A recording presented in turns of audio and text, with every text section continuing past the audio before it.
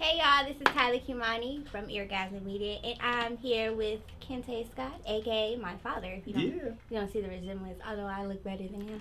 It's because she got on makeup. It's all right. For those of you who don't know, my dad has been in Hollywood for like 25 years now. He's old, y'all. No, I'm kidding. To my face. Yeah, it's been a minute, 25 yeah, and some change. Acting, he's been in They Call Me Sir on Showtime. If y'all don't know that vintage football movie, that was my dad. Antoine Fisher, The Parkers, Moesha, Smart Guy, Half and Half. Wow. The list can go on. ER, The Unit. Yeah, he got them all in his belt. And you do comedy too. Do stand up as well. Been doing stand up for years. Started back again in 2008 when you was old enough to stay home by yourself. Trifling. He used to leave at home for like the whole weekend. Like, I'm out. I be like, just don't answer the door. You good? Trifling. Don't answer the door. And when I call, that's all. I'm gonna leave it on the voicemail. I was like 12. That was old enough to stay home by yourself. It's not okay. I stayed home when I was 6. So you would go to like auditions and stuff and like leave her at the house or like. Yeah. Yeah. I would go with him on auditions. I actually used to help him read his script. Actually, really, low key, she was maybe 2 when I booked Sir. Really? And when I booked Sir. I wasn't 2 when you booked Sir. You were 2 or 3. I was old enough to know. Oh yeah, that you were. Going, you were like 6. Yeah. You were like 6. Anyway, the reason why I booked it is because she was there and they saw my daddy skills in the room, so they were like, "Oh, he's good." I help people get money, she did. She was a little lucky charm. They saw that you could relate to the character. Yeah, because the character got to take care of his little brother. Right. They saw me take care of her. And everybody think he's 12. Yeah, so 12 they're and a half. Oh my God, young dad. I was 15 when that happened. Don't worry about it. He was not. Don't listen to Look that. here, 9, 15. Anyway, this is our Father's Day edition because Father's Day is coming up. So, I had to bring my dad out here. Good looking. Ask him some questions. So this is not my Father's Day present, though. It is. Let's not get it twisted. Bam! Happy Father's Day! Surprise. No, we turn over everything. Make it Take that camera with me. Thank you. That's my Father's Day. That's not my camera. I don't care. It's mine now. That's not okay. That's not okay. Anyway, you're not getting a gift now. Wow. I'm kidding. You're not getting back in the Can I house. ask the question? Go ahead. Okay, so what do you think of today's comedians and the impact that social media has on comedy now? Well, the social media, I guess it allows more people to see comics, but it also allows more people to think they're comics before they're comics. Like, there's a lot of people that have followers that don't have material. So, and the comedy clubs don't care. So, if you say you got 100,000 followers, comedy club is like, if you can pack out this 400-seat theater, then they good. But the audience comes and they see you do 10 minutes when you headline and you're supposed to do 45. And then you like, hey, so how about them Raiders? Right. Yeah. And but hey, you got any questions? So it's allowing comics to reach further, but it's also speeding up the process where comics are wannabe comics. Some of them are skipping steps to where I had to build a set. I had to build 30 minutes. I had to build an hour so I could be going on the road as a feature and a headliner. But now, if I see somebody do a 60-second sketch, and I'll be like, oh, he's funny, I'm gonna book him in L.A. He coming from Ohio, but they don't know if he has any material. So it's a catch-22. Like, a lot of comics now are learning on the fly, or they're borrowing other people's material. I was gonna say, do you think that like the social media aspect kind of takes away from the passion and the craft of comedy? No, because you still, they still, it takes away the grind. It's taking away the grind and the drive to go out and do open mics and go out and build a set and go out and write stuff. It's cutting out that chunk of work. I still think they still have the passion because, they want to be on stage, they want to be on TV, but it's cutting out, I think, the learning process. Right. Yeah. That's true. I have a question. Sorry. Go ahead, Ken. What made you want to be in comedy or in entertainment? No kidding. That was my question. No, Yeah. Well, y'all partners. I know. It's like tag team, like salt and pepper up in here. Yeah. Anyway. Well, when I was at UCLA, I kind of fell into acting. I was a freshman at UCLA, and this guy came in the gym. We were playing basketball, and he was like, "Yeah, I want to audition for a commercial." And I was like, "Whatever." Right. And he took me and a couple of my buddies' pictures, and then he called me like 2 days later, and I was playing basketball in the Cleveland Power Company commercial. Oh, wow. And started getting checks for like $1,000 a month. And in college, I was like, I'm balling. Right. So my sister was like, get an agent and you can do that on the side. So while I was in college, I was doing commercials and auditioning for stuff. And then when I was right before my senior year, my mother came out here. And she was like, I'm tired of you telling these jokes around the table. I'm tired of you bagging on family. Right. I'm tired of you giving away these jokes for free. That sounds like Madea. Yeah. And she was like, I'm not leaving until you get on stage. Right. And after a week, I was like, oh, she's serious. Right. So I went to the Comedy Store because that's the only place I knew at that time that had open mics, and went and put my name in this lottery system. And I got picked and did like 3 minutes, and they laughed. All I talked about was my parents whooping my ass Right. and fighting in the windmill. That's the only 2 jokes I had. So you made all that up. You didn't have like No, I didn't have no material. Right.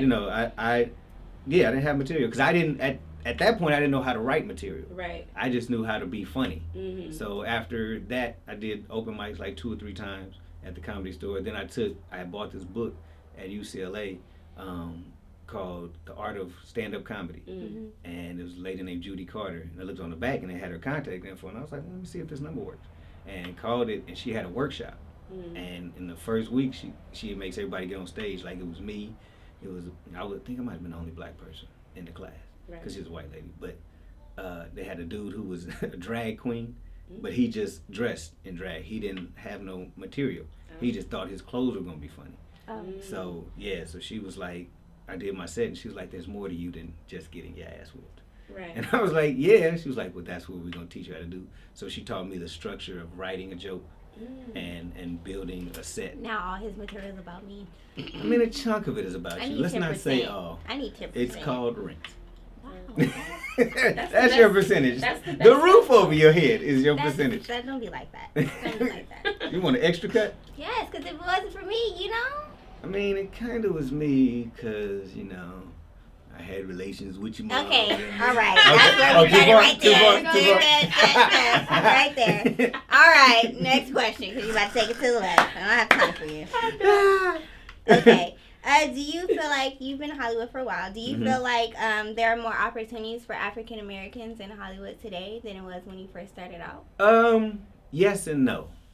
Because when I first started out, they had UPN, WB, and all that, and every network every time they start a new network, the go-to motto is get the black audience or get the minority audience. So they had, a bunch of black shows on the WB, Fox when it started, UPN, and so that there was more opportunities, but it was like the same opportunities. Like now, I think it's getting to where it's diversified and we're showing our range. Like we're not always doing comedy. Like now we superheroes. Right. At Black Panther. I mean, and years ago they had Blade, but Wesley Snipes was already known. Most of the people that were in Black Panther, other than Michael B. Jordan, you didn't really know. Yeah. So that escalated. I mean, that elevated all of their game. And you got Ava DuVernay directing, Lena Waithe doing the Shy. So it's more opportunities for more in-depth work. Right. Yeah. Okay. Who are your influences for comedy, acting? I kind of know a few, but Which one, comedy or acting? both. Both at the same time. Okay, I'll go comedy first.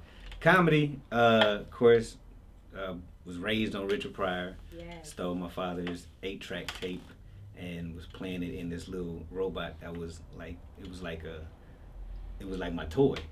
So my little toy robot was cussing. Doing Richard Pryor joke. Yeah, these deep too. So You're bad. Yeah. So bad. that was my first entrance, and then Eddie Murphy, Bernie Mac, like D.L. Hughley. Everybody say I remind them of like when I first started. Even before I was doing comedy, people would mistake me for D.L. Hughley, like in the I club. got that can too. see that. Like, Yeah. is the ugly guy down? I was like, what? Yeah, no. same So I time. got the kind of his, I think like his cadence is what I patted myself out because I was like, I could do it. If he could do it, I could do it. Right. George Carlin, Robin Williams. In the acting world is Denzel Washington, Will Smith, everybody is good. What's my man's name? Danny Glover. Love old school Danny Glover.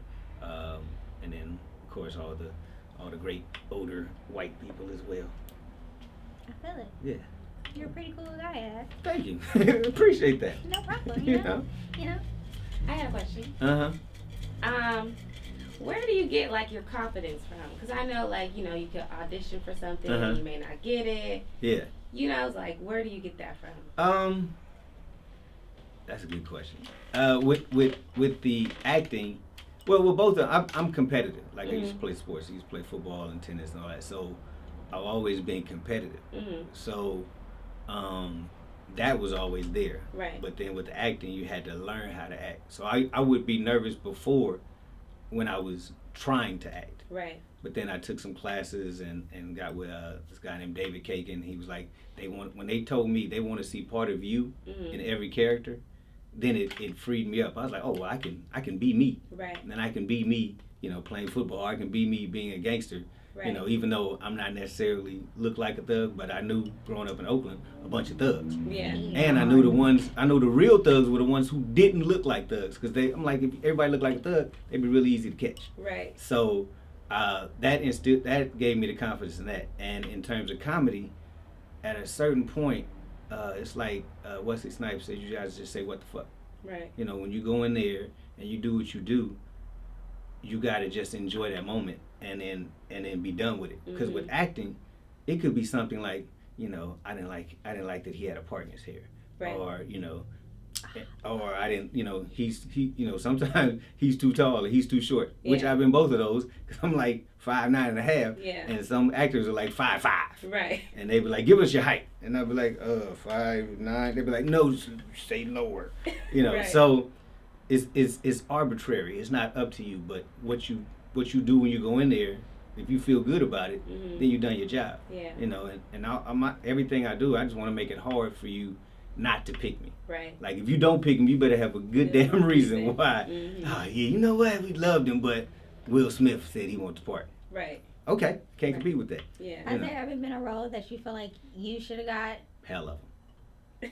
Hell of them. That somebody else got. Yeah. That's somebody else. Yeah. Like every football role I went out for, I felt like I should have got, but you know, like I said, it's different reasons. Like and it was one they did a remake. Friday Night Lights. Friday Night. Oh man, that one was hot. I was hot at that. Yeah. Yeah, went out on that, and they were like Friday Night Lights, Varsity Blues.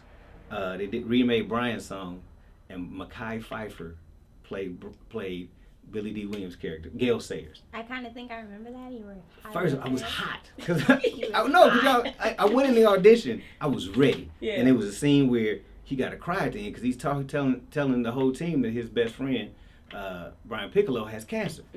So I go in, and I never forget, Tony Rock is auditioning with me. And he's auditioning after me. So I go in, kill it, come out crying. One of the rare times I've cried in an audition and still done the whole thing. And they were like, oh, that was amazing. Right. I was calling my agent, like, yeah, we finna get this money. Okay. We good. And then like 2 weeks later, like they gave it to Mekhi Phifer. I was like, he ain't even athletic. Wow. He don't even know how to run right. Right. Stop. You know. Oh, and I literally I couldn't even watch it. I watched like 5 minutes. I think I remember you was like, I don't watch this. Yeah, It's whack. Yeah. It's horrible. Yeah. Movie. Yeah. Horrible acting. Yeah, see, you would see all of the after effects, like, Yeah, I he's was trash. the I should've before been there. and the after. Yeah. Like, I The should've been whole there. thing, going to auditions with you, Yeah. seeing everything, stealing pencils from places. You know, I used to steal. Yeah, you steal was a little pencils. thief. You used to steal everything. Audition places Like, have where- the best sharpened pencils with the best erasers. So I used to be like, I'm about to take this. I was like, where you get that Run it. from? You sitting there Inside. talking to the expiring actor. Like, so what are you here for? Yeah. I'm waiting for my dad. Right. Just waiting for him. She's so good. Waiting for my dad.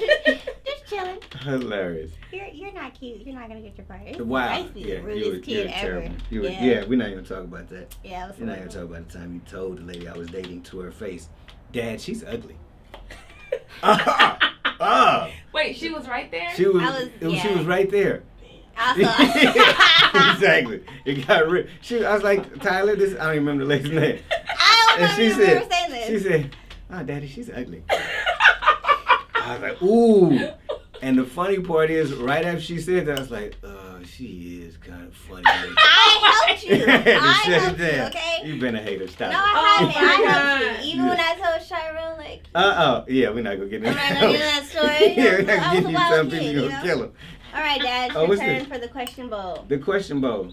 Random question. You Okay. have to answer it. All right, and no matter what it is, what if it's not gender specific? We took the sexual question. We took the sexual question Oh, out. boo. I'm not trying to. Oh, you want to hear your I don't daddy wanna hear talk all about, that. how you be? What's your favorite? No. And I don't need no fans in your DMs. Right. You cannot talk to my father unless you're having hot flashes or about to go through the change. Wait a minute, no, ma'am, we're not having old grannies over here. Rent is already paid. I don't need no sugar mama. Okay. I'm just saying. It's just I'm hot saying. flashes. Hot flashes. No, I'm not gonna be if going you're about out. to start going through the change, you're perfect. Okay, don't listen to her. My DMs is my DMs. Do what you do. If I see anybody my age, gotta come see me. I'm serious. First of all, my phone is locked. It's on my face. Your face might look like it, but it ain't all the way. I could like when you sleep, I can put it over here. Like, This is why she gotta move out. This right here. What is some advice you can give to an up and coming artist? art, actor, Perfect. or a comedian. I wanted to ask you that. You want to ask me? Yeah. You gonna put it back in the bowl? Yes, You might pull it out again. who's That's gonna? terrible. You only get one question. Oh, you only get one question? Yes. Oh, it's like 37 in there. I Do actually you want picked to something answer back. more? I mean, So that's difficult. cool. What advice could I give? Practice your craft. Like, practice your craft. Whatever it is, practice it. Like, if you want to be an actor, take acting classes. Do theater. Do theater in the park. Do monologues at home. Buy a monologue book and practice monologues at home. Get some headshots. Be prepared. Get some headshots that look like you.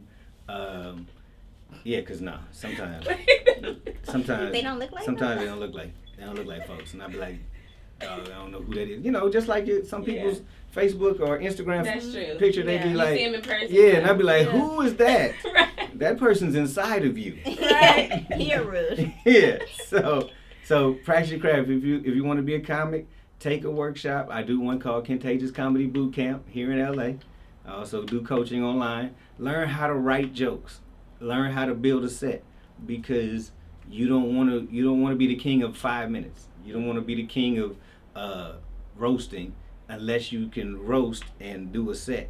And then, because you got to have 30, 45 minutes to get any money in this game. Right. So if you want to do that, work on it, build it, and learn to be okay with the word no. Right. Because you're going to get it a lot. You're going to get it Yeah. a lot. I mean, and all you're looking for is that one yes. So you get 10 no's and one yes. That one yes is paying for the rest of the 10 no's. Like, my agent told me, he was like, he said one time, he said, this is the reason why actors get paid so well if they do TV or film or if they book a commercial, is because you're getting paid for every rejection you got. Mm-hmm. Every audition you went in and they said nope, or they picked somebody else, the one you got was for you, and that's why you get paid so well for it.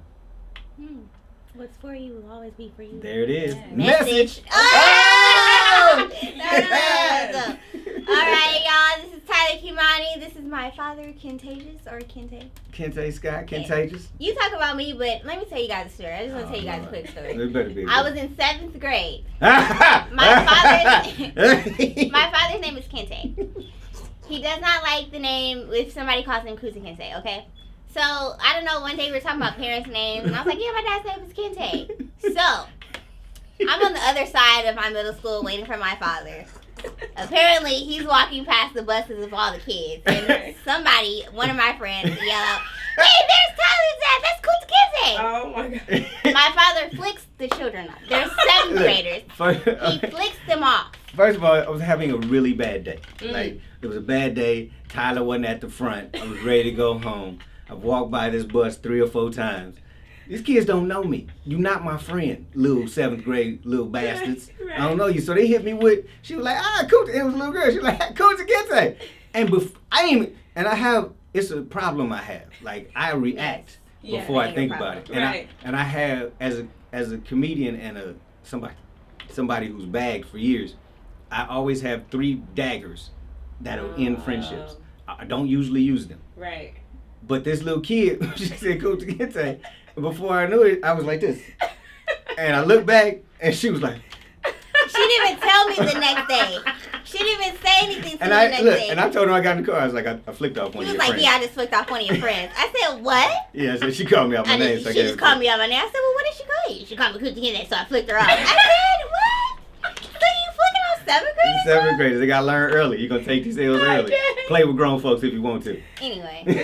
All because Tara wasn't in the front. Exactly. See, she's been in the front. Now it's my fault. I was actually probably getting extra credit or something. It was not. I was doing probably something smart. What you were doing was getting your friend to get that finger. Anyway, I wasn't. I had nothing to do with that. It's just rude. I don't think she talked to me the next day either. Just trifling. It was hilarious. Y'all. I'm sorry, whoever that friend is. If you still out, if you're watching, my bad. Don't play with grown folks though. Anyway, happy Father's Day to all the fathers out there. Yeah. Go celebrate, buy them something, take them out to eat, give them a beer. You know. Yeah. Oh, we have been drinking on Father's Day before. Yes, we've been drunk several times. I mean, you've been together. Drunk. I have. Oh yeah, we both. We've been drunk several times. I came over, you were drunk. Yeah. Wait a minute. First of all, yes. Anyway, y'all. I came home. You were drunk. Plethora of times. Anyway, we're not talking about me. We're talking about Oh, you. my bad. Thank you. Anyway, happy Father's Day, y'all. This is Tyler Khimani. This is my father, Kente. Thank you. Thank you for having me, Tyler Khimani. You're welcome, Father. And Cameron, my other new daughter now. No problem. Father's Day gifts. Peace up. Peace up. I'm going to buy a shirt. Oh, okay. See? Yeah, but that's not. That's money. That's I money mean in your that, pocket. but that's not your gift. You can't put in on that. I didn't say it was. I'm just saying. You know what? Your gift is dwindling down by the second here, sir. I mean, it's not like Father's Day I'll be getting Cadillacs. Anyway. One day you will. What's the best Father's Day gift you got me? Those shoes that I got. Yeah. The shoes you got me. Nope. Shoes you got me, and you got me a South Park t-shirt. Oh, yeah. 1 year. He loves South Park. Yes. Anyway, y'all. Respect your daddies. Have fun with them. Take them out. Do good by them. I was going to say something out of pocket, but I'm not. I almost did too, so I'm going to leave it alone. I think we're probably thinking the same thing. Yeah. Anyway. Call them if you can find them. No, Stop I'm sorry. I couldn't hold it. I said we weren't going to say that. I tried not to. You can edit that out. Anyway. Happy Smoke Father's signals, Day. carrier pigeon, something. I mean, put some on their books. I mean, buy them a carton of Marlboros. That's Anyway, real. if I ever go too far, this is why I go to this guy right here. This is Tyler Khimani, and we're officially signing out. No more. No more. Bye, y'all.